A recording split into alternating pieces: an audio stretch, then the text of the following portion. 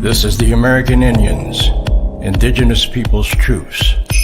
Justice for all, the most dangerous show on media anywhere.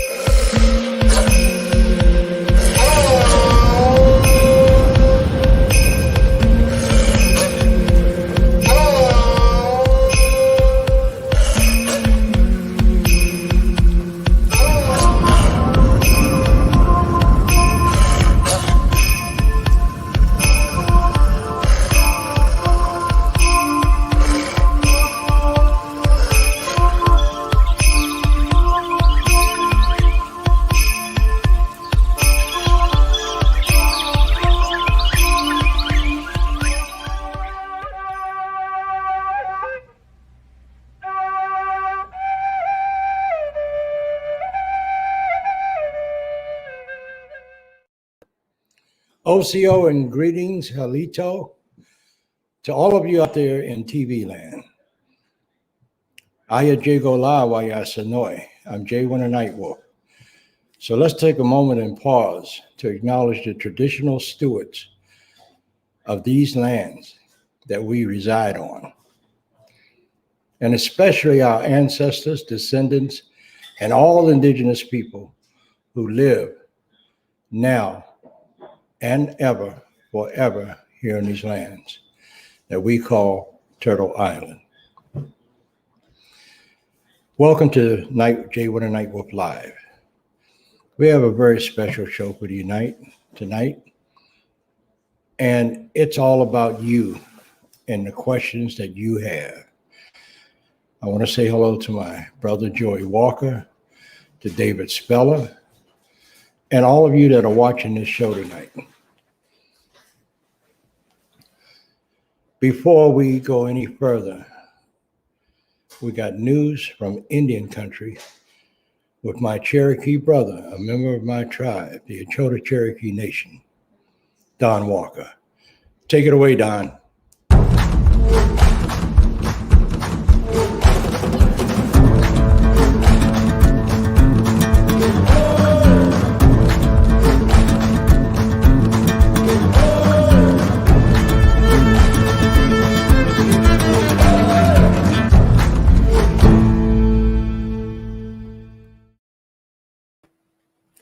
Thank you, Brother Nightwolf. Welcome to everyone, all of my brothers and sisters on Turtle Island. Tonight, I'm going to bring you an article here on an oil spill in California. This is a very important situation, and it needs to be brought to light here, but I'm going to carry on with this. The oil spill in California lends urgency to demand for indigenous land stewards. Mumat Haiko, I'm trying to pronounce these, translates into English as Breath of the Ocean, is a song sung by the Tonga, one of the indigenous peoples of Southern California and their relatives. Mumat Haiko is also the name of the first sewn plank canoe, is what it means, built by the Tonga in over a century. The word for ocean by the Jackman, another of the coastal indigenous people of the land, now known as California, is also Mumat. Both tribes hold the ocean in deep respect and continue to honor it through song and ceremony. They live in relationship with the environment and continue to always show respect to their lands and waters. Their traditional territories include the eastern shores of the Pacific Ocean, the west coast of North America within the state of California, and what is now called Orange County. Historically, they lived in village sites near rivers, streams, and springs, including the village of Jenga, that's Manning Ranch, near the Santa Ana River and the coastal cities of Newport and Huntington Beach, where an oil spill is currently threatening an already fragile ecosystem. While some community members still live in these ancestral homelands, many have been priced out of their homelands for generations and now live far away from their ancestral lands and waters after centuries of displacement. On October 1st, a massive and deadly oil spill began. The cause of the spill is still being confirmed, but evidence from the spill shows that a commercial shipping vessel dragged its anchor, pulling on a pipeline and ripping it open, spilling oil into the ocean. An oil sheen sewn on top of the water was observed that night, but it was 12 hours before or later that Amplify Energy, the owner of the pipeline, reported it to state and federal officials.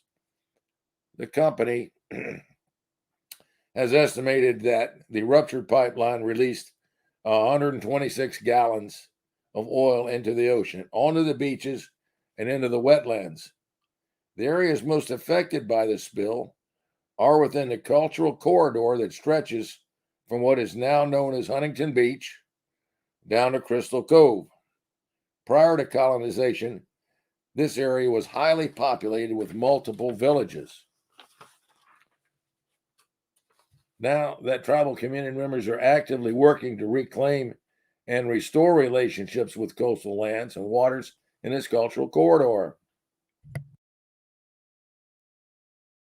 California coastal native nations have spent thousands of years in a direct and ceremonial and accountable relationship with the ocean and have respected and cared for the ocean and coastal waters, which provide habitat to a vast wildlife, including fish, whales, sea turtles, and birds that depend on a healthy and clean environment for millennium.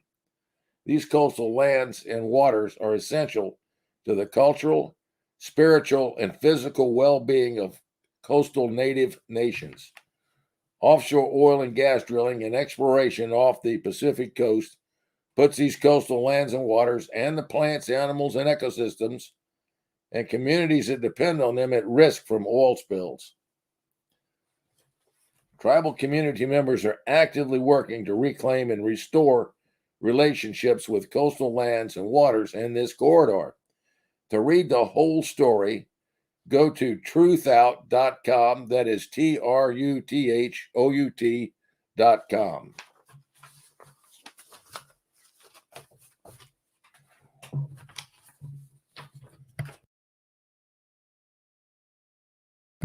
This next story comes from Indian Country today, and it's about the Miami tribe of Ohio. Commemorates forced removal 175 years ago. Indigenous Peoples Day on October 11th also marked the day 175 years ago when Miami tribal citizens were forcibly removed from their homelands near the campus of Miami University in Oxford, Ohio. Miami tribal leaders, citizens, and Miami University officials and students gathered to commemorate that fateful day when it seemed everything Miami was lost. Their collective mourning, however, was lightened by recognition of the remarkable partnership between the tribe and the university that has helped restore the lost Miami language and culture, offering healing and reclamation of pride in being Miami. Recipients of the Miami Heritage Award Program hung 330 strips of cloth on trees throughout campus, one for every tribal citizen who was removed from their homelands in 1846, 16 years after President Andrew Jackson signed the Indian Removal Act.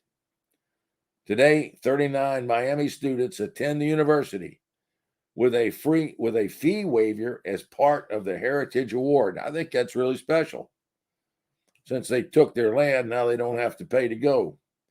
Miami Chief Douglas Langford addressed a crowd of about 200 people who gathered at the university's art museum for the occasion. His voice broke with emotion as he described the ancestors' love for their homeland, forced at gunpoint onto longboats to leave the only home they had ever known. They dropped to their knees, grabbing handfuls of earth. Classes were likely in session here at the university when the longboats taking our ancestors to Kansas passed nearby. Miami students, winners of the Miami University Heritage Award program, had hung 330 strips of cloth, one for each tribal member removed from their lands in 1846. On that day long ago, Miami citizens were taken first to Kansas and later to Oklahoma, the tribe's current home. So much has happened since. Today, Miami leaders of the reinvigorated tribe commemorate their removal and celebrate a remarkable new relationship, an initiative with Miami University that has helped reclaim their language, culture, and pride. The partnership between the tribe and the university helped create the Miami Center located on the Miami campus. Center founder Darrell Baldwin of the tribe and other revitalized a language that was declared dead in the 1960s. Since the center's beginnings in 2001, the program has set the bar for indigenous language and cultural revitalization, winning support from the National Science Foundation, the MacArthur Foundation, and the Andrew Mellon Foundation, and others. Langford noted that the partnership marks a new day for the tribe. Today, they thrive again as a sovereign nation, he said. This was made possible by the reclamation of our language and culture. This healing journey has been supported by allies and friends. Overcome again with emotion, Langford added, I express the deepest gratitude of my people to you on this day. We now walk together on a good path. It is our responsibility as learners to educate ourselves about this history and show respect and reverence for this land. This is a great milestone for the Miami people. Jay, back to you.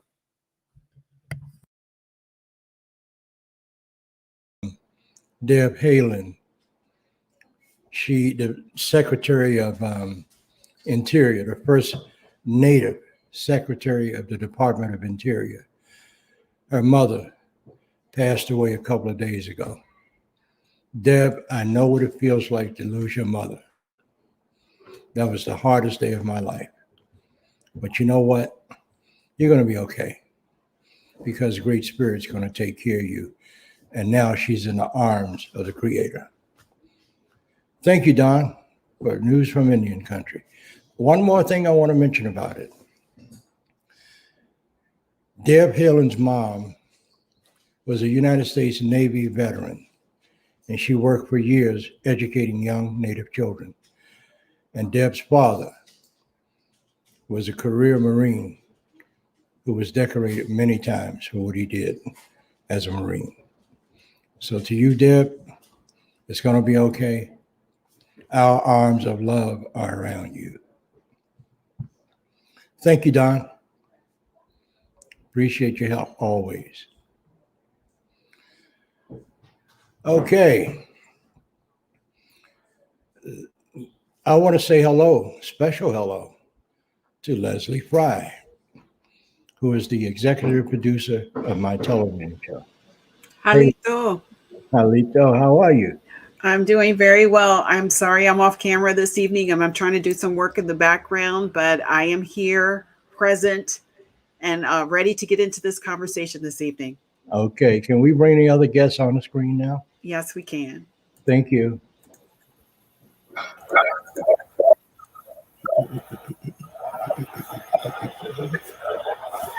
Okay, I'm going to need somebody to turn down their volume in the back, please. Okay. Thank you. So let's see. We have, and I always start with our women first. Traci, I can't pronounce that. Inaru? Yep. Is that right? Inaru Abolanula. That is my Taino name, which means woman of faith. My cousin, Vanessa, that's her name, Inaru. And she is the first Native woman to ever be elected to the New York City Council, representing the Bronx in New York. She's actually from Puerto Rico. So let's start with you. Traci, tell us a little bit about yourself. Well, thank you for having me. I am a mother, a genetic genealogist. I'm also a brain cancer survivor, a community organizer, and I sit on a couple of councils. One is I'm a council member for the TAINO diaspora community named Arayeka, which means the people rise up. I'm also on the national board for the Intertribal Council of AT&T Employees, where I serve with Wes. And I'm also one of the leaders of the Reflections of Turtle Island community. We hosted the powwow on Manatawny Creek this past April, and that is actually where I met you, Elder, for the first time. That's right. Yes, I do remember you. Mhm. So next, we're going to go to my brother Don Wolf, Gregory E. Woods. How you doing today, bro? I'm doing well. Greetings, everybody. Tell us a little bit about who you are. I am I'm the firstborn of Herbert and Constance B. Woods, and I'm a grandfather. I am my people are Creek and Crow in Africa, in West Africa. I'm keeper of stories, and there are responsibilities that go with that, and there are other things. But for now, I'm glad to be here among this assembly, ready to share. Absolutely. Mwalim, are you there? Right here. Okay. I can't see you, but I. Multitasking, so I'm going to be a voice for a minute. All right. So Mwalim, tell us a little bit about who you are. Well, Wanina Kun, Natasuwis Mwalim, Nin Masipu Wampanak. Greeting you in one of my native languages. My name is Mwalim. I'm a Mashpee Wampanoag, as well as a product of Barbados, and as well as Bronx, New York. So good to have another person from Land of the Black Squirrels on. And I'm a storyteller and musician, and through those two venues, I've basically allowed my voice to flex through theater, spoken word poetry, literature, as well as sound recordings. Currently, I'm a member of the band The Groovalados, a 6-time Grammy-nominated soul funk band, and owner of Polyphonic Studios, a commercial recording studio in Bourne, Massachusetts, and a professor of English, Communications, and Black Studies at the University of Massachusetts, Dartmouth. So good to have you with me tonight, bro. Good to be here, brother. Thanks for having me. All right. And last but not least, Spike Moss, my good friend and brother for a long time. Spike, how are you, man? It's rough up here right now, but I'm holding on. Okay. And you're from Minnesota. Yes, sir. And tell us about who you are. Tell us about your ethnic background. Well, in my family, we got a little of both. We got Native American and Spaniard and African American. The Native American came from a place called Vaden, Mississippi. And my people originated from Africa, all the way up through the Cameroons, all the way through the first plantation in Kentucky, where they became McDaniel, sold to a Frenchman in Missouri, where they became Bastille. Mm-hmm. I have been a lifelong freedom fighter. I've been standing up since 16. I started fighting with police brutality cases, a total of 56 years. On behalf of Native Americans, about 42 years. I did civil rights and human rights ever since 1966. And I've been committed and faithful to the struggle for freedom and justice for people of color in the state of Minnesota.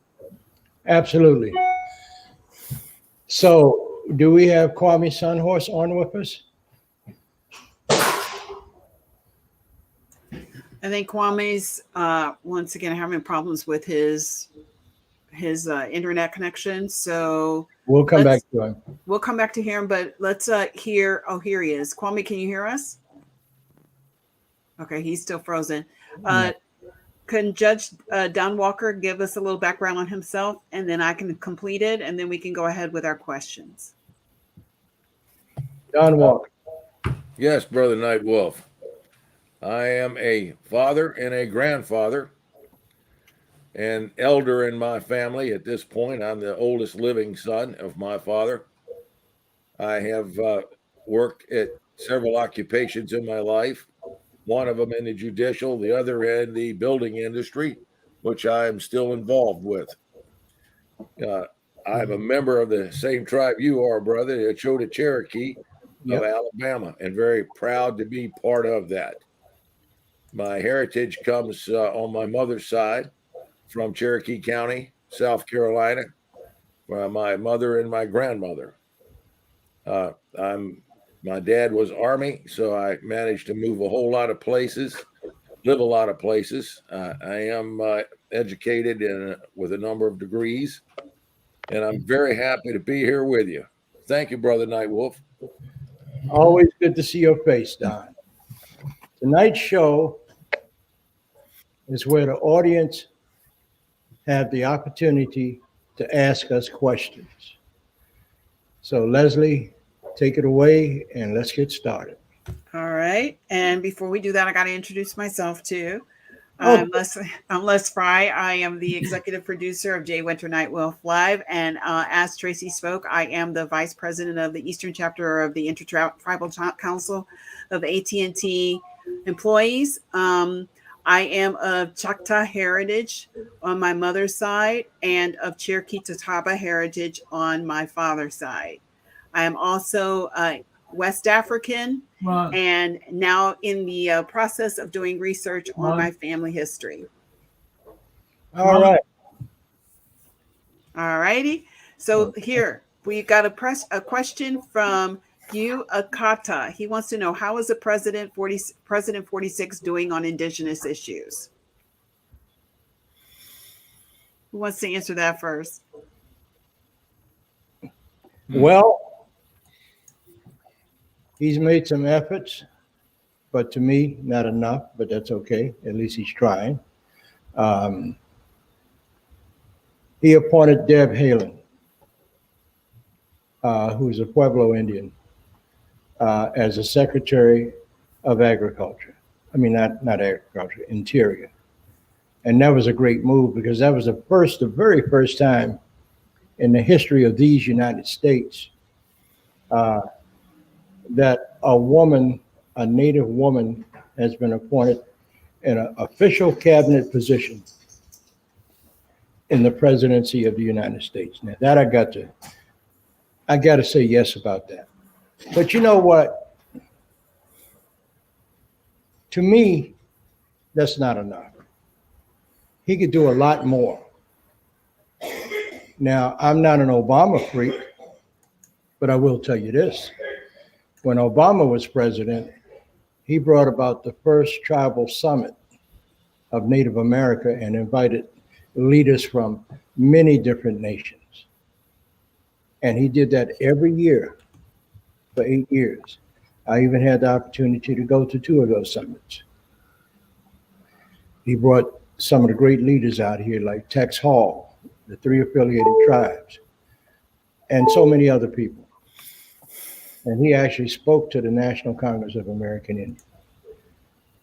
That fool that was the president after him didn't really give a damn about it.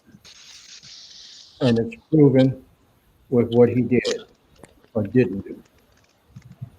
So anyway, I hope that answers your question. And I'm looking for a lot more involvement from him, from Biden. It looks like we've got Kwame on. So Kwame, can you introduce yourself to our audience? Yes, and thank you. My name is Kwame Sunhorse, and I sit here in stolen land of the Muskogee Creek, Georgia, and I am the founder of the Overground Railroad and also ATUM, Awakening True Universal Mind. But my main focus is reconnecting with the 7 sacred ceremonies of our indigenous ways, and being able to have these ceremonies and rituals and allowing us to reconnect to our ancestral spirits in the way in which we honor Ida Maka, Mother Earth, being stewards of the land, these many lands on Turtle Island that once was our ancestors and our homes of great nations that now we struggle to survive on. So I'm grateful to be present with you, Jay, and the panel tonight. So I thank her. It's always good to see you, Kwame. Okay, so So our next question. Could you please expound on TAINO heritage? I think this one is for you, Traci. yep, and that's from my friend Judy Foster from up in Massachusetts. That's my buddy. When I covered the Democratic National Convention for Obama, that's where I met Judy, and she's a good friend of mine. So, Traci, take it away. Sure. The Taino people were the traditional stewards in the Caribbean, and they originally lived on the lands that were on the tip of Florida, through the Caribbean, including the Bahamas, Cuba, the Dominican Republic, and Haiti, which are their current names, and even through the Lesser and Greater Antilles, and they could even be found to a lesser degree on the islands that connect from there through to the very edge of Venezuela. My ancestors were from Puerto Rico, and the indigenous name for Puerto Rico is Borinquen. So I would identify as Taino Borinquen, meaning specifically from that island. We do have a relationship with the Kalinago, who are from some of the islands south of Puerto Rico, and we all share a common language and a common culture. Absolutely. Mhm. Okay, next question. Next question is this. It was just recently released by NBC News that the Vikings discovered Turtle Island prior to Columbus. What is your thoughts? What are your thoughts on that revelation? Okay. First of all, there were many people that came here from different parts of this globe before Christopher Columbus was found lost at sea. The Phoenicians, that a lot of people don't talk about. The Phoenicians, as the white boy would have you believe, were white sailors. They were not. They were black ocean-going sea merchants that had established international trade on the high seas before they came here. Mm-hmm. And they didn't come here to take anything from anybody. They did not come here to marginalize or subjugate anybody. They came here because they had heard stories about a people on the other side of that big body of water that they call the Atlantic Ocean. So some of the tribes from the northeastern nations from the northeastern part of the United States got involved in international trade through the Phoenicians because they took the Phoenicians with them, those that wanted to go, and they had an opportunity to become a part of international trade on the high seas. The Vikings came, but they didn't stay here, they left. And then, other people came across that bridge from Russia to this side of the world. There are many stories and many legends about who came here. But if you just pick up books and read and do your own research, you'll find that a lot of the lies that the white man told were only lies. And one of the things I want to mention tonight is to the brother that's on Aboriginal television. I want to tell you this, my man.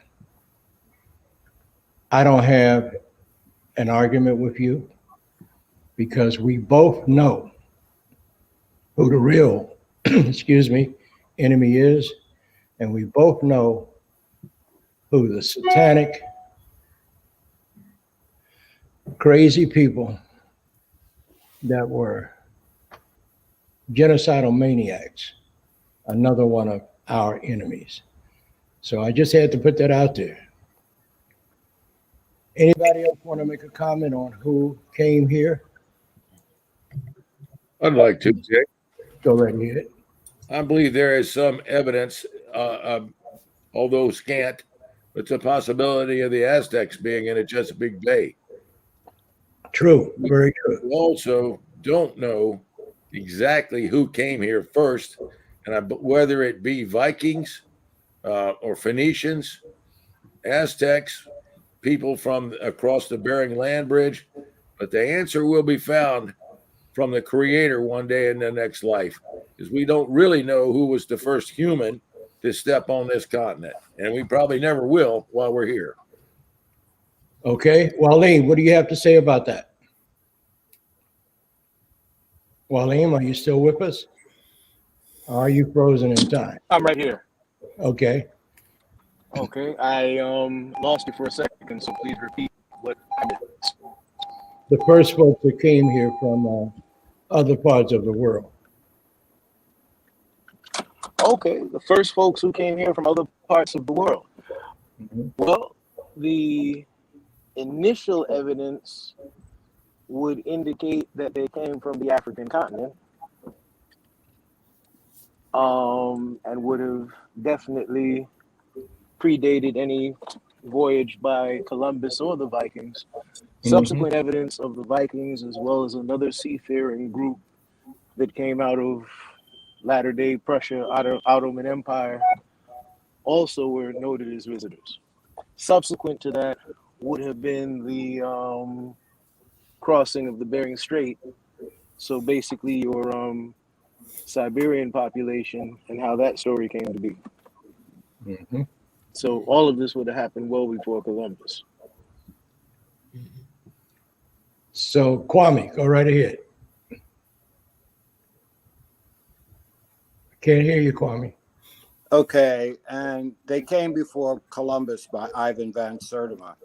And even when you look into the Greeks that wrote about the history, Herodotus even wrote about King Ramesses III leading a team.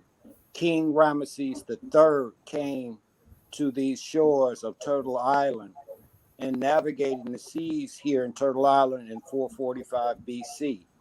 So what we're understanding is that we have been navigating these waters on the planet Earth as navigators and ambassadors to other countries and connecting, because even the artifacts that were found here in the Americas from the Algonquins writing on the East Coast, the artifacts of the Egyptians in the Grand Canyon with the 1921 in the Smithsonian, their archaeologists went out and was going down the Colorado River and found the caves and found the artifacts that they still now have under guard that we can't go in and investigate to get authenticity, that these mummies and artifacts and hieroglyphs that were found in the Grand Canyon.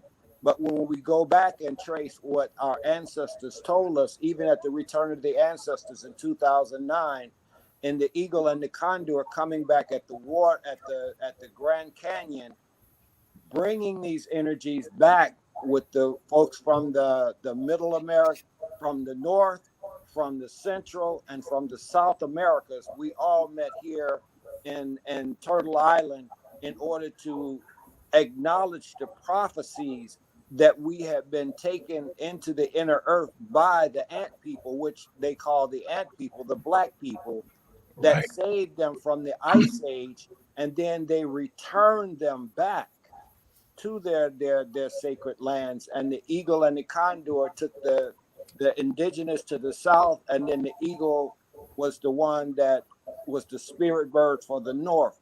We have these prophecies, we have historical writings, but what's even going to be worse is that in this November, next month, that the gem is sending Ramesses II to Houston, Texas, and then to San Francisco, and then to Boston, his mummy will come to America again.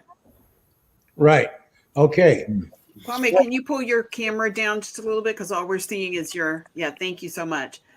We need to move on because we've got a lot of questions. Okay, But can we get Spike Moss in to see what he has to say real quick? Well, I found it almost interesting. I love history, so I'm glad you got my brother on there. That's extremely important to me.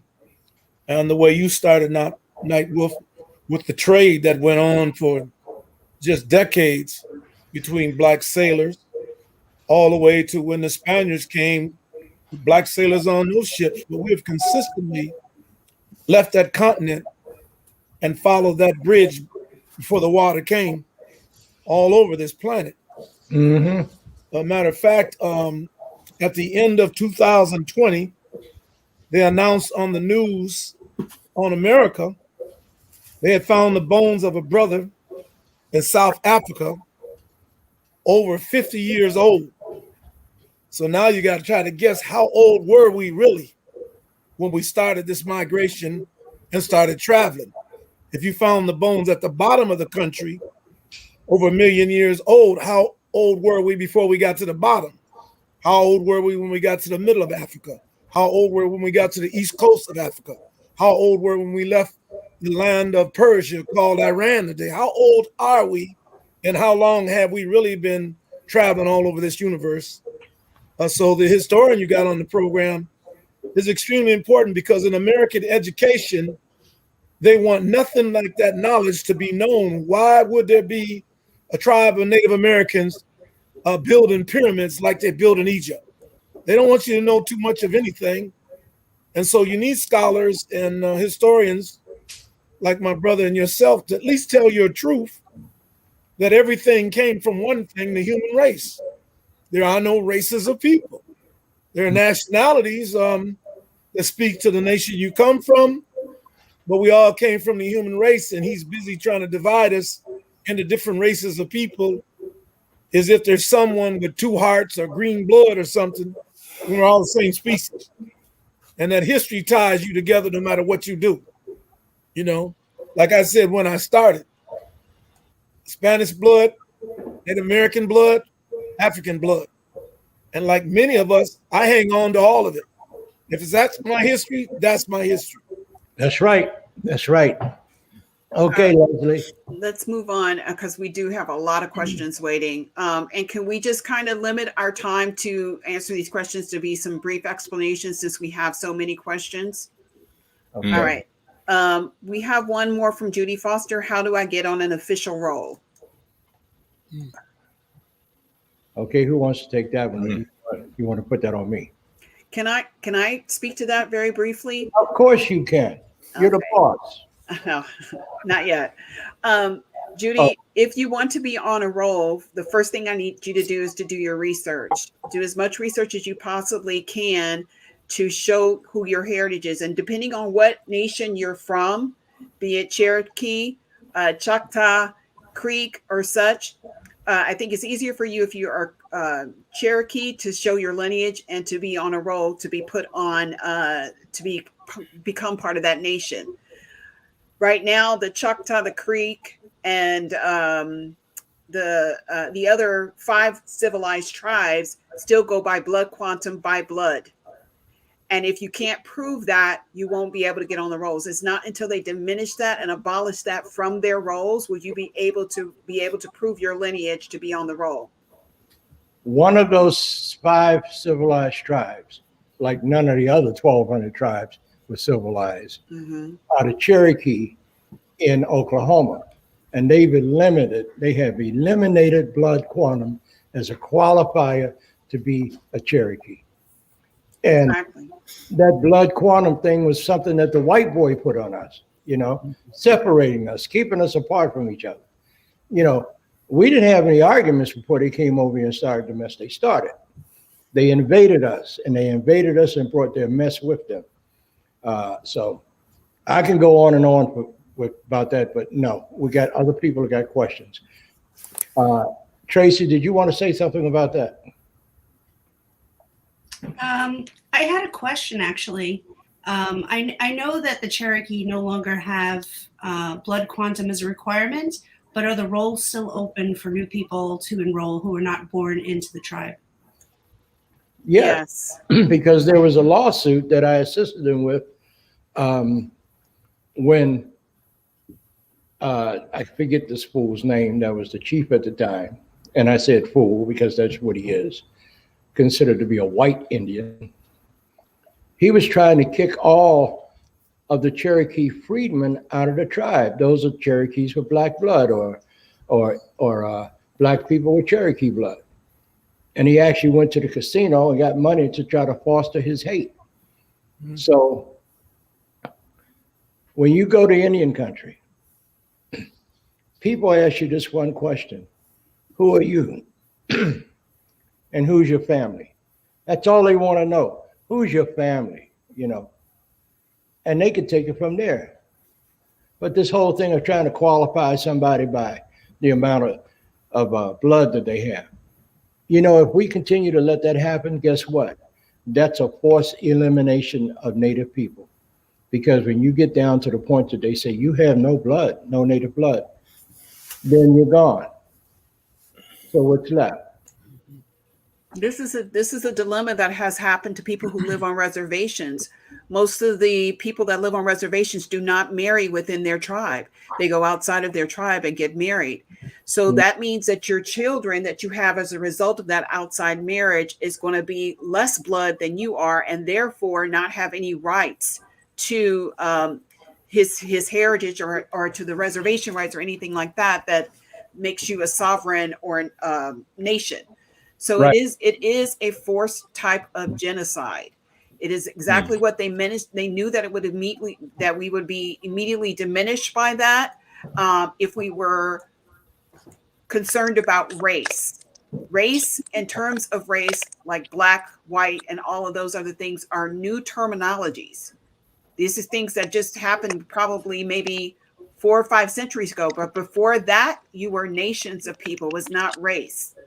You were either Egyptian, or you were either Phoenician, or you were either some other place, but you were not identified by your color. Nope. All right, let's go on to our next question. This is from V. Cooper. How do we reclaim the culture taken from the ancestors that can be proven to be American Indian origin, but has blended into Black culture? How do we reclaim? I think that what he's saying right here is, how do we tell people that what we are identifying as part of Black culture is actually Aboriginal or indigenous culture? And I think that what you have to do right there is just claim it for what it is and tell people what it is and why it is. Prime example of that is when I was a young lady, my grandfather would barbecue with his cousin all the time. How they set up the grill, how they put everything on the grill was all, from what I understand, how they do things as Native Americans. And I had to now realize that what I was receiving as Southern culture, Southern Black culture, was in actuality indigenous culture. So from this point on, when you know what it is, you tell your family and you tell your children that, so that they know that that is a tradition that has come not from Black culture, but from indigenous culture. Go ahead, Don Wolf. Focusing on that word reclaim, my suggestion is that they focus on that word reclaim because, and yet it has to be done. What's the word I'm looking for? It has to be done with the sense that I sense from this question of how does this connect to my breath? How do I breathe in my ancestors? So you have to start with practice.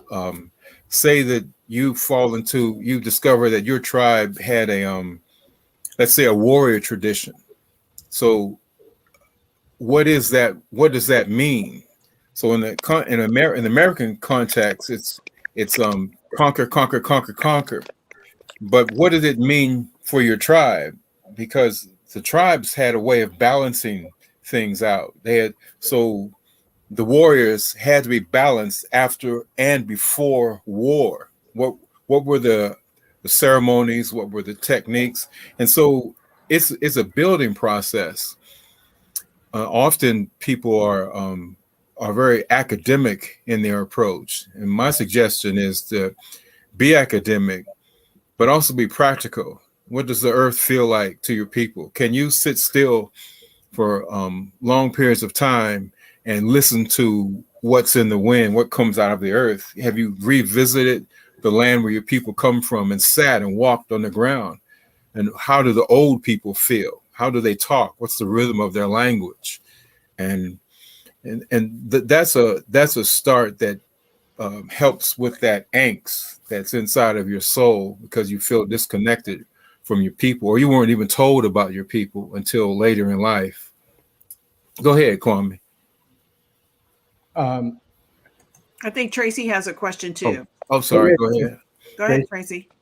Oh, I was just going to share that this is a big problem for Taino people. We were first colonized in 1492 when Columbus came. So after more than 500 years of colonization, we've lost a lot of our culture and language. And my late mentor, Dr. Yare Melendez, was one of the people who worked with the surrounding Taino communities to work to reclaim lost culture and lost language.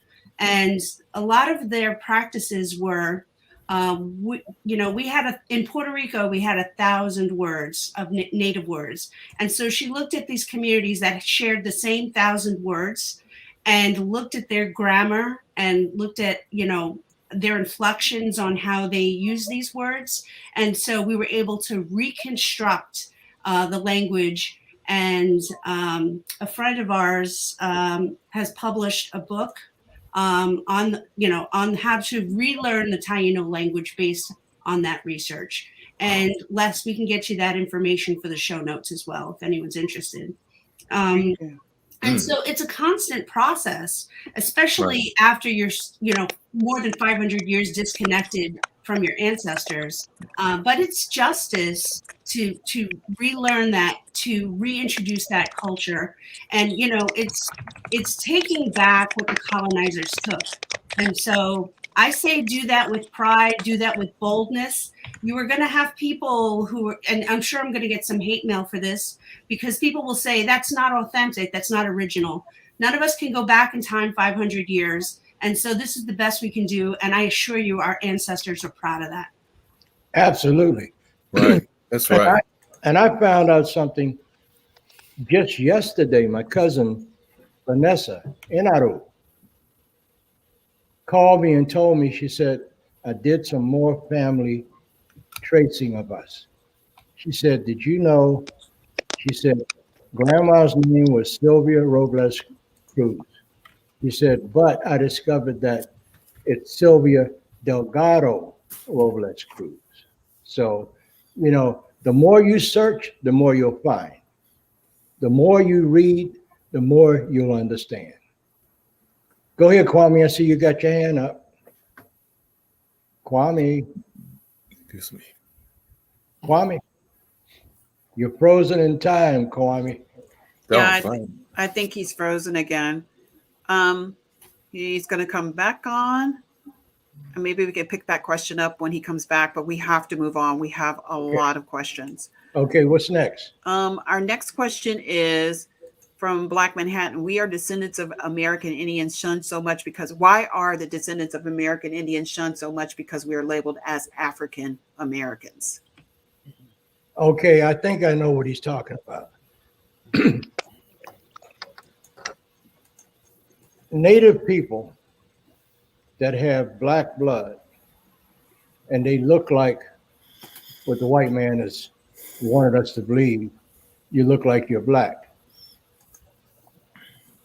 It is not the true Native people that are doing that.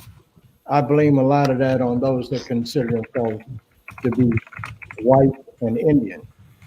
Those are the people that are pointing fingers at our brothers and sisters that just happen to be darker than us with different features.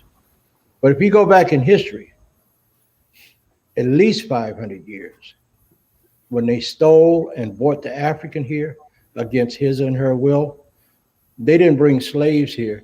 They brought people that they had enslaved. So we need to get that definition straight. People that worked in the fields to plant the crops and harvest the crops, even cotton, were native people, or should I say indigenous people of this land, black people from Africa, and Chinese people and other races of people that they brought here and treated them so damn unfairly. Did you know it was the Chinese, it was black folks and native people that built the transcontinental railroad from the West Coast to the East Coast to mid United States, and from the East Coast to mid United States. And the Chinese never got paid, and they called them coolies. Do you know what coolie means? The meaning of coolie is called rent muscles. That's the kind of disrespect they showed those people that gave up everything to come here to help build America. And it is such a damn shame. Can I add something to this too, just so that we can demystify this? Mm-hmm. Understand that when Africans came here, when they were enslaved and came here, when they ran, and some of them did run, so please know that they did not come willingly. Some people fled their captivity. They got away. They didn't just come and they just said, okay, well, I'm going to be subservient for the rest of my life. These people were fighting for their lives. But when they ran into areas where there were Native Americans, the Native Americans actually embraced them. And understand that Native Americans embraced them, those people that were here originally, because they had had encounters with people that looked like them way before. So they knew who they were. The thing is that when the slave captors came there to try to identify their slaves, they could not. Mm-hmm. Why? Because they resembled the people that they had run to. And this is why so many people intermingled, so many Africans intermingled with Native nations, because they resembled each other. It was very hard for them to determine who was their slave.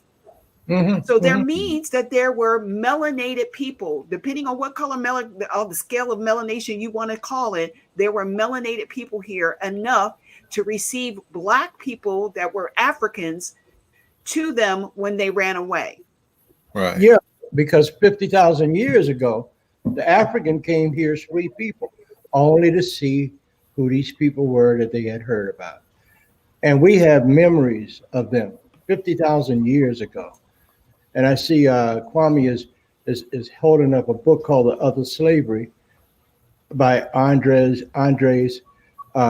Recente, who I interviewed, I guess, about 10 years ago on the radio show I used to have in Washington, D.C.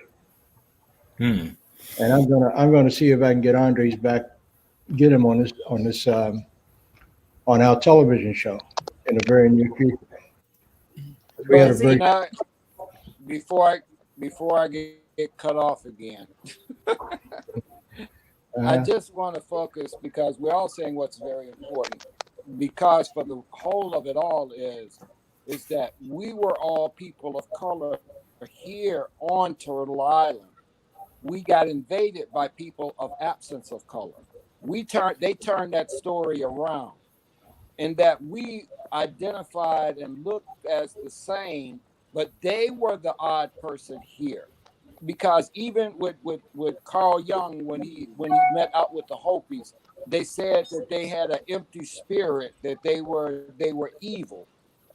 And these are the things in which our ancestors identified them as being something other, but attempted to allow them the opportunity to assimilate into our land. But they came and demanded and killed and took. This is why we have the No Thanksgiving Day of the massacre of the Pequot people that were so-called pilgrims that came in and massacred 137 men, women, and children in order to get the land that was what they were allowing them to share in, they wanted all of it. And what we've seen Okay. is that this has been the perpetuation of their invasion ever since they arrived.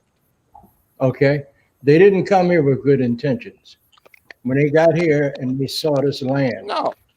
they were being chased out of Europe by the crowned heads of Europe. But I will say this. I want to offer a bit of fun. Anybody in here, you ever shot pool? You played pool before? I tried. Okay. You notice that all the balls that are in the rack are balls of color. And you have to break the rack with a white ball. So what does that tell you? That all they do is mess up everything. I rest my case. All right. Okay. All All right. right. Let's go on to the next question. Okay. Why don't more so-called Black folks know they are full-blood American Indians? Okay, let's demystify that. Mhm. Wow. Is there such a thing as a full-blood anything? No. And let's ask our genealogist. Traci, can you give us some context on that? Yeah. So, you know, it's interesting. I just did a talk on this, that you get DNA passed down from your parents, grandparents, great-grandparents, right?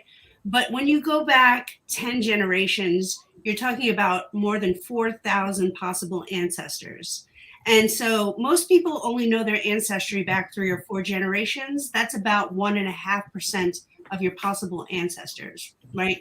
So people go and take these DNA tests through Ancestry and other companies. And most often people are really surprised what shows up, because when you're talking about 4,000 people up into the past 10 generations or more, there's a lot going on there. And you really begin to see how we are really all related, because the commonalities of us are more alike than they are different. So yeah, no, I've never met, I mean, in all my genealogy work, I've never met anybody who was 100% anything. I think 90% was the highest, and that was very abnormal and unusual. Thank Yeah, you. Go ahead, Don. We might have Traci met the same person, because you know, I don't do the research, but over the years of traveling, I do remember one woman. She was a very short white woman, very intense. We and her mother got in conversation, and in the conversation, their research had realized, she found out her lineage. But the most interesting thing, all of it was in one part of Europe. But what fascinated her was that 1% was Neanderthal, and which veered us off into another conversation. But still, you're the number that you put out. I have not heard it before. It's kind of mind-boggling. But there's something wrong with that question, though. I need to see that question again. But there's something wrong with that question, and whoever wrote that question needs to look at that, because there's two. They need to be very specific about what they're asking, instead of trying to speak 2 ways at the same time. Thank you, Don Wolf. Does anybody else want to lend to that discussion? Yeah, you can, and I would ask that person if they want to really go in depth, and she gives a good lecture at Emory University. Her name is Neil Irvin, and she says, what can the history of white people teach us about race in America? And what she does is she goes down the whole historical line of where race came from, and then the whole new incorporation of culture and biology. This is where we're getting into the gene pool, because they're now taking the gene pool with AfricanAncestry.com or African Ancestry. What they're doing is they're giving information saying, oh, you're connected to Queen Osantiwa, and they're trying to create cultural capitalism and saying that you come from this land or you come from that land. But when we're right here in this land, and people in New York will say, well, we're Choctaw, but they won't go to Mississippi where the Choctaws come from. They don't want to go to the land that their ancestors was on, but they want to identify themselves as such, but not culturally connected back to the land in which the origin of who they are is. And that's the kind of thing that we have to create the oasis, our ancestors' spirit and service. Because if you believe that your ancestors of this land, then how is it that you're not occupying land? Or how come you're not acknowledging land that you're on that is stolen from the people that originally was here? Good point. Okay, now Well said. I got something to say.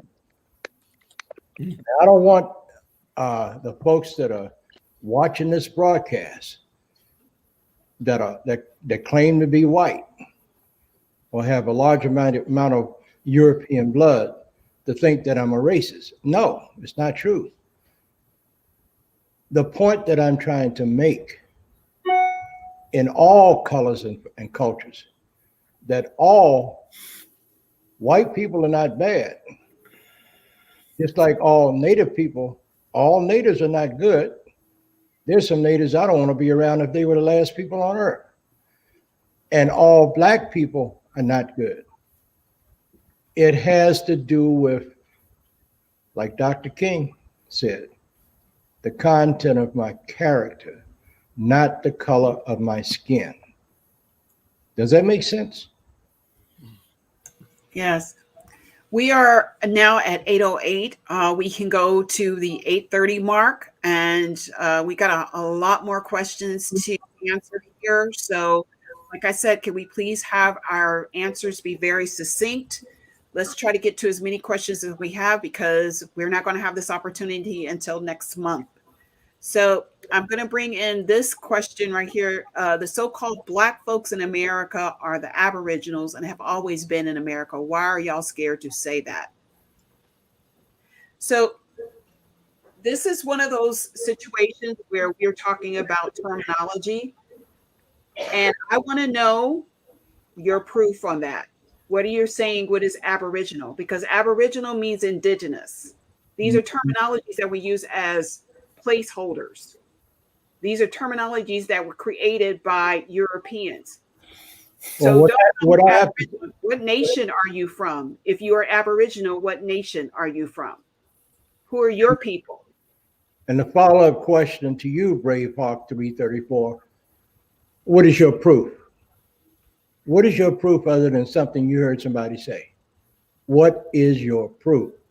Bring me some concrete evidence, not just somebody's thought or somebody's new creation story, because we got enough creation stories going around. And the next point I want to make on all of that, why is it so damn important to want to know who was first here? When our planet is dying, why can't we stop arguing about race and color and start fighting against these corporations that are destroying the planet? We only got 50 years left before we'll get to a point where nobody can live here. So how about devoting a lot of that energy to finding solutions to keep us all alive on this planet? This is the only thing. The biggest issue here that I'm having with this whole discussion about being who was first here, Aboriginal, Black, and stuff like that, it means nothing. The fact is that we're not unifying. And if we're not unifying as a people, if we're not unifying as a force to be reckoned with, all you're doing is being divisive. And what you're talking about is how colonizers did the same thing to us. Well, you're doing the same thing by dividing and making this whole concept about color. This is not about color. This is about a nation of people who were originally here and getting the truth out. But if you feel like you have proof, Bravehawk, about your claim to all Black people being the Aboriginals here, please come back with that proof. Yes, Kwame. Yeah, and what the brother's asking, it tells you, a color, but the actuality is we're all Black people, because when the sun come up and you look at the ground, you see a black shadow. I don't care what color your skin is, you're going to see a black shadow. So the part that you want to understand is you saying the word Aboriginal. the original people that was here on this land when others arrived with their shadow, which is black, just like ours. So what you're identifying yourself with is their culture and language. And when you look at yourself, you got to understand what is inside of you, what is in your heart. That tells you who you are. That's who you are. You're being defined by someone else's language by saying that you a box of Crayola crayons, and that ain't who we are. The shadow tells you you all black on this planet when the sun come up. Go ahead, Donald. I'm gonna be very brief, but the thing that bothered me about that question was the challenge he put there, because he put a challenge there to us, asking us why we were afraid to say something that we have already addressed already. And when I hear something like that, one of us put the question back on them, which is what should be done. And that's all I got to say on that. Whoever that person is needs to think clearer, and speak clearly, and not make an accusation, but then have nothing to go behind it. The interesting thing about him wanting this proof is it proves nothing, because we're still in the damn situation we were in from the get-go. Nothing is getting better. So it proves nothing. But the most important thing we need to do is educate yourself. When the sun Hold on, comes up, Kwame, hold on a minute. Go ahead, right, Leslie. and the proof of it is when the sun comes up, everybody's shadow is black. So what other question you want to ask? It's not worth splitting the hairs over. It really isn't. Because we're still trying to get the same message out. But if you don't want to muddle it up with who was black and who was Aboriginal, let's just face it. The land was taken from people that were originally here. Who cares what color they were? If you are part of that and you identify as that, well, great. Then what are you doing to change the mindset here? And obviously, you're more concerned about who was black and who was Aboriginal. Get over yourself, bro. Okay, next question. Of all the people that came to America, only the Europeans tried to claim this land. That's the next question. And then we have Marcus just giving out a little shout out. But let's see this question right here. I had a disagreement with a family member over the team mascot name Washington Redskins. I told him naming a team after a skin color was offensive as it was a mascot for Cleveland Indians. He suggested that Native Americans didn't have an issue with it and that the names were meant as an honor. I disagreed. Thoughts? That's a damn lie. That's a damn lie. Because you know what? I was right at the forefront of that. Change the name. I'm going to back this guy up. And you know why I'm going to back him up? Because I'm going to tell him where that name came from. In the 1400s, 15, 16, 1700s, and even into the 1800s, the U.S. government would pay the fur trappers to go out, and if you kill a native man and you scalp them, leave the eyebrows on, the ears on, and the nape of the neck, and pull that bloody scalp lock off. And if you peel that red skin off of their bodies and you put it in that bloody scalp lock, I'm gonna use just present day money. The government would give you $1,000. If you did it to a woman, it was $500. And if you did it to a child from birth, adolescency, it was $250. That word, red skin, was like a curse word to people that live here. How dare you? How dare you entice anybody to go out and kill one of our people and skin them and then pay them for doing it? You know why? It was because they had a hard time getting native tribal people or native nation people to submit to their mess that they were creating. So they couldn't kill enough Indians, so they got the fur trappers involved. And that's how that word redskin came about. You know, calling a native person or an indigenous person of this land a redskin is worse than calling a black person a nigger. So how dare you? How dare you say that you agree with that? What kind of fool are you? I rest my case, Judge. And that's the thing. That's what you tell them. You go back to the person that you have this argument with and tell them what the truth is behind that name. Does anybody else want to talk about that? I'll just affirm it's a racial slur. Nobody should be using it. That's right. I feel it's worse. I feel it's worse than that. The National Coalition Against Racism in Sports and Media was founded here in Minnesota. I've served on that committee since the beginning. I've traveled as a national speaker for them. That's how I met Jay, I think, way back when I started. Mm-hmm. Our first victory was the Redskins because it was even worse than what Jay said. Right. The bounty was dead. But the white men were so savage, they killed so many Native Americans, they couldn't afford to bury them. That's when they told them to bring in the scalp. If you bring in the scalp, it opens the doorway for you to take advantage of boys, girls, and women, old folks, because all you have to do is bring in the scalp. They invented a pair of pants where the scalp falls in the pocket all the way down to your ankles. You can fill your pants up with scalps and go in and get paid. But when you drew that knife across that scalp to raise that hair, the face ran red with blood. So we chose the Redskins first. Secondly, we want the Chiefs because many of the Chiefs went to jail. Many of the Chiefs were murdered. And then the biggest insult of the word chief, they would pickle Chiefs' heads and they would pickle Chiefs' bodies and show them on college campuses and university campuses with their head or their body in a bottle. So we're picking these teams that are the worst. The reason we wanted the Braves, we wanted the Indians. A lot of colleges went down without a fight, but the Redskins swore they would never change their name. So when we left San Francisco and we left Oakland and we left Minnesota, we went straight to Washington. Do you remember that, Jay? Exactly. We protest right there at the game to let them know we were serious and you're going to get rid of that name. But we're not even halfway started with the amount of teams that send these insults to the indigenous people of this land. And I'm a proud member of the Coalition Against Racism in Sports and Media, and I'm going to stay that way.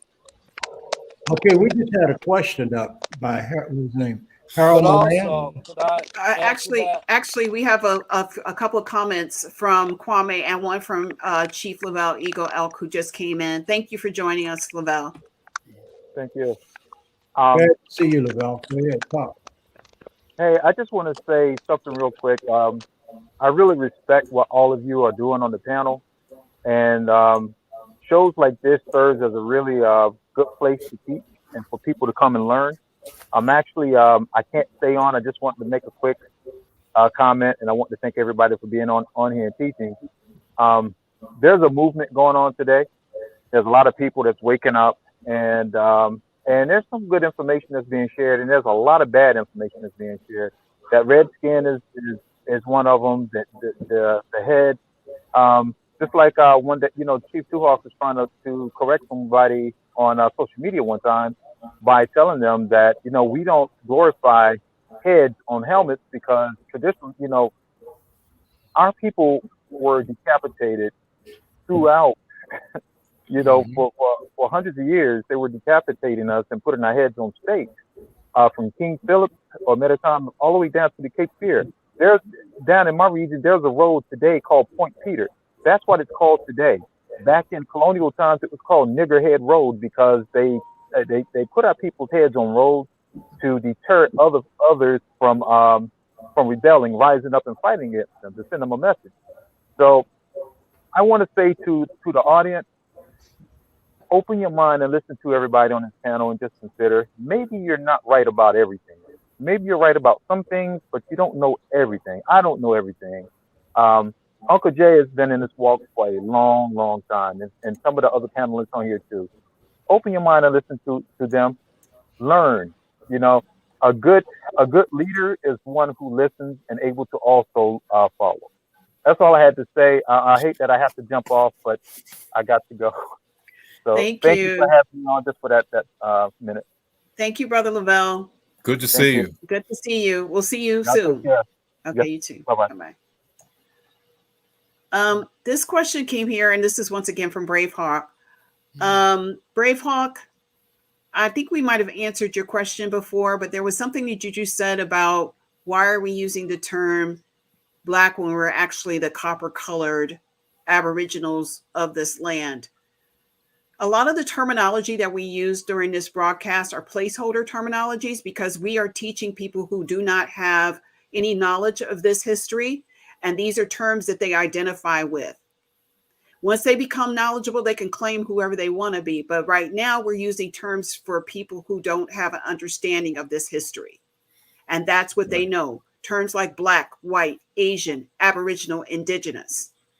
Those are placeholder terms that were given to us by Europeans. When people find their nation and their people, they can claim their nation and their people and say that they are from those people. But right now, people are are discovering themselves. So we're going to use this terminology. Right. Baby steps. People, when he's using copper-colored people, the thing in which copper patinas turn green, which copper are you talking about? See, and that's the part. See, Lina Winila, I am Shawnee. My parents of the Wolf Clan. When you understand how to identify through your lineage of who you are and who your people were, then you don't have to worry about a crayon box. You worry about who and what your parents were and who you descended from. That's not our concept. And once you understand that part of identity, you're identifying yourself by what Malcolm says is that dogs and slaves are named by their master. Real men name themselves. That's So right. we got to choose. How do you want to identify who you are if you're saying that you are an Aboriginal, the original of this land? What is your lineage? What is your culture? You're here on Turtle Island. Identify with that which is, I am Shawnee, Cherokee. You have TAINO. You have people that identify with their culture and their heritage as a people, not a box of crayons. So Can I add to that part? I'm sorry. Go ahead, brother. What I wanted to add to that part of the discussion, we failed ourselves as nations of people. Now, let me tell you how we did it. This man has oppressed us for 400 years. If you expected him in his education system to teach you your history and the truth and facts about you, you're going out of the world backwards. We as a people have to begin to teach our own people their own culture, their own history, their own language. Just because it's his school system doesn't mean that's the only way we can learn. We failed ourselves by not making a decision to do something that Jews been doing for decades. On Saturday, young Jews have to go to school to learn what it is to be a Jew. We failed ourselves as people of color to go beyond his school system and make sure that African people know they were African people. Native Americans know they're Native Americans. Asians know they're Asians. And so we've got suffocated in his system where we're being miseducated and we're hearing his story and not our own. So when people get on and debate, they're also debating from a position of unknowing because his system will not allow you to know. That's our responsibility. And we failed ourselves as a people to bring the tradition forward. When I first opened up my first statement, my ancestors was the Bantu tribe. How in the heck they got in South Africa, I don't have a clue. Got to research it. But that's a lot of miles south to get there. To be sold to Cameroon, that's a history I got to research because I don't even have the name that you carried on that island. To be sold over there to Kentucky and lose that name. And when you get there, you take on a new name called McDaniel. When he sells you to a Frenchman, You came Bastille. So unless you're going to teach all in between there, you're missing so much. So what we've done wrong in this country is pick up the banner, the elders, put together places where we can begin to teach our people about themselves, about their heritage, about their past, about their culture. And this discussion would be so confused as trying to tell somebody in one night all that's what's missing. That's our responsibility to put those institutions together and put back what America has denied us to have. Put back what America is proudly stealing from us and claiming that belongs to us. Our people should know what belongs to us. We're too late in the game to not look at the big picture and begin to teach all the nationalities your history. The heck with America's history, your history. And you know something else too? I find so many people in this world, and the world is dying, trying to rearrange the chairs on the deck of the Titanic. This world is sinking. This world is dying. So why the hell you put so much emphasis on, who you are? We know who we are. How about putting some emphasis on saving this planet, listening to science, listening to the people that are involved in climate change remedies? How about that? How about spending some energy shutting down these damn oil companies that just waste 126,000 gallons of oil off the coast of California? How about doing that? How about doing something constructive that's going to help humanity instead of running a damn mouth and saying nothing? James Brown made a song back in the 60s and 70s, talking loud and saying nothing. Exactly. That's my Could I 2 cents, answer? sir. Because the thing that I'm hearing, and you want to identify yourself as a tribe or a nation in this nation, be a Busa. You ever heard of the Busa tribe? Anybody? No. The No. Busas, No. the blacks of the United States of America. BU, blacks of the United States of America, the Busa tribe. That's who they calling themselves as saying that they're Black Americans in the United States. Is the Busa. Wow. Okay, I think we've gone our limit on time tonight. We're down. We have 1 minute left, and so we just want to say our goodbyes to everybody. We will be back next month with another Fireside Chat at 7:30 Eastern Standard Time. There are a lot of questions still within our chat, but I think overall, if we could wrap this up, understand that we are here to educate. And we have a lot of people on this panel that have scientific knowledge and can give you the resources you need to do the research yourself. No one in this panel is here to divide. We are here to disseminate truth. If you disagree with that truth, come back and we might be able to have a discussion with you. But anybody that wants to sit here and talk about color, dividing us by color, what we were originally and all that other kind of stuff, this may not be your conversation. We are here primarily to tell people who they are and to get in touch with the original people that their family came from. That's right. Just like the creator, it knows no color line. Nature knows no color line. And I would ask somebody to get this historian, J.A. Rogers. This Okay. book will tell you, because even in here, talks about the history of us as a people, showing. Okay. Thank you, Kwame. Any closing words, Don Wolf? Study, think, act. Study, think, and act. Okay, Don Walker, any closing thoughts?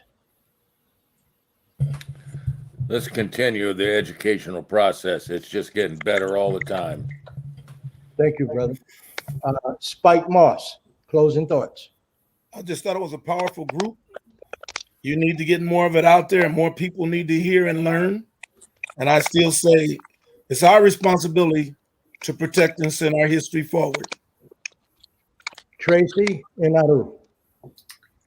I would just encourage everybody to research who their people are, who their ancestors are, their language, their culture, and that's how we honor them best. Okay. Les, any closing thoughts? My closing thoughts is that we cannot be unified if we're splitting hairs over color. Understand that what you're doing is carrying on a mentality that was established by Europeans. Find your people. We are original people of this turtle island. Do your research. Do something for the community when you find your people. Do something for that community and make sure that that community does not die. Do your research. And my closing thoughts are, all of you young men out there, drop your guns and pick up the damn book and read so that you'll know who you are. Can I say my last words? Yes, go ahead. You cut me off, Kwame. Okay. I'm going to call you. Go ahead. Say what you got to say, because I'll call you. I just want to say, behold, everybody's saying, behold the words of our ancestors. They are written in books. Open them, study them, and seek their wise counsel. Because if you open a book, all the letters are black on white paper. What does that tell you? Okay. Well, I'm going to try to give my closing words again. Thank you, Kwame. I'll call you after the show. You know, we spend more time arguing and fussing among one another. It's not necessary.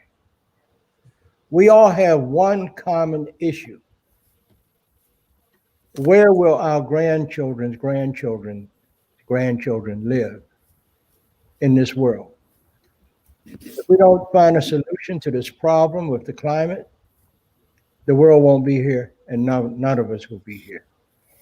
And they won't even know who we are or have an opportunity to listen to or view this program on some disc in the future, because it'll all be gone. So folks, we need to learn how to talk to each other and not at each other.